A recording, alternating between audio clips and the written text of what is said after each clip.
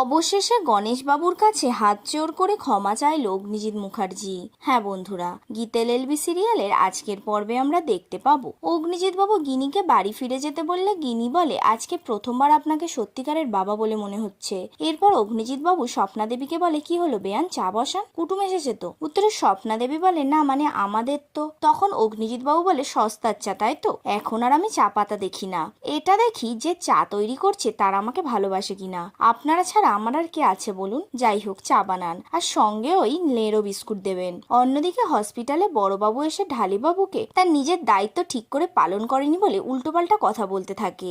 এমনকি তিনি এও বলেন আজ তোমার দায়িত্ব জ্ঞানহীনতার জন্য একটা মামুলি উকিল আমার সততার প্রশ্ন তুলছে। তখনই সেখানে গীতা এসে বলে না বড়বাবু, আমি আপনার সততা নিয়ে কোনো প্রশ্ন তুলছি না, আসলে ঘর পোড়া গরু তো সিঁদুরে মেঘ দেখলেই ভয় পেয়ে যায়। শুনছেন তো দশচক্রে ভগবান ভূত, তা আপনি ভগবান নাকি ভূত? এই কথা শুনে বড়বাবু চিৎকার করে ওঠে, সঙ্গে সঙ্গে গীতাও চিৎকার করে ওঠে। তখনই একজন নার্স এসে দুজনকে চুপ করিয়ে বলে এটা কিন্তু হসপিটাল। এরপর গীতা ঢালিবাবুকে বলে এবার আপনাকে কোর্টে টানবো, আপনি এখানে ডিউটিতে ছিলেন না। তখন ঢালিবাবু বলে আমি ওয়াশরুমে গিয়েছিলাম। উত্তরে গীতা বলে আপনি মিথ্যে কথা বলছেন, আমি সবটা তদন্ত করে ফেলেছি। তখন পাশ থেকে বড়বাবু বলে এটা আপনার কাজ নয়, তদন্ত করার দায়িত্ব আমার। কে আপনি, আর বারবার কেন ইন্টারফেয়ার করছেন আপনি এর মধ্যে? এই কথা শুনে গীতা প্রচন্ড রেগে যায় এবং বড়বাবুর সঙ্গে বচসা শুরু হয়। তখনই স্বপ্না দেবী গীতাকে ফোন করে বলে তুই কোথায় আছিস মা? উত্তরে গীতা বলে একটা জরুরি কাজে পদ্মকে আবার খুন করার চেষ্টা করা হয়েছে। তখন স্বপ্না দেবী বলে কি বলছিস কি? যাই হোক শোন না, এখানে তো শ্বশুরমশাই এসেছেন, তার দুই বৌমাকে বাড়ি ফিরিয়ে নিয়ে যেতে চাইছেন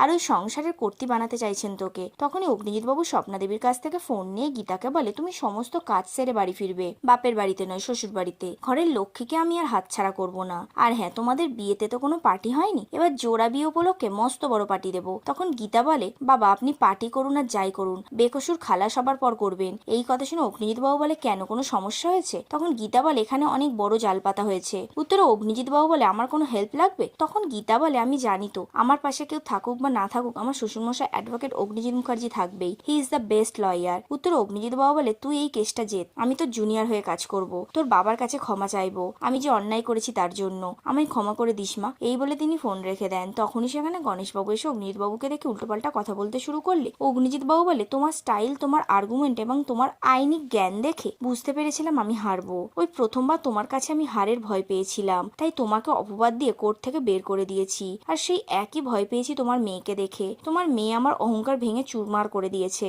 এই সমস্ত কথা শুনে গণেশবাবু বলে আমি কিছু বুঝতে পারছি না। তখন অগ্নিজিৎ বাবু গণেশবাবুর কাছে হাত জোর করে ক্ষমা চেয়ে বলে যে তার নেশায় আমি সবকিছু ভুলে গিয়েছিলাম, আমাকে উচিত শিক্ষা দিয়েছে তোমার ওই মেয়ে, যদিও সে এখন আমারও মেয়ে। এই কথা শুনে সবাইকে হাসতে দেখে গণেশবাবু বলে তোমরা হাসছো কেন, আমি তো কিছু বুঝতে পারছি না। তখন স্বপ্না দেবী বলে তোমার দুই মেয়েকে বেআই মশাই নিয়ে যেতে এসেছেন, কোনো ডিভোর্স হবে না। তখন অগ্নিজিৎ বাবু বলে কেমন বোকা বানালাম দেখুন, এখনো আইনের চর্চায় আছে তো, চলুন সবাই আমার বাড়ি, সেখানে খাওয়া দাওয়া হবে আর আমরা দুই বেআই মিলে আইনের চর্চা করব। আর এখানেই আজকের পর্বটি শেষ হয়। গীতেল এলবি সিরিয়ালে প্রতিদিনের আপডেট পেতে আমাদের চ্যানেলটিকে অবশ্যই সাবস্ক্রাইব করে রাখুন। ধন্যবাদ।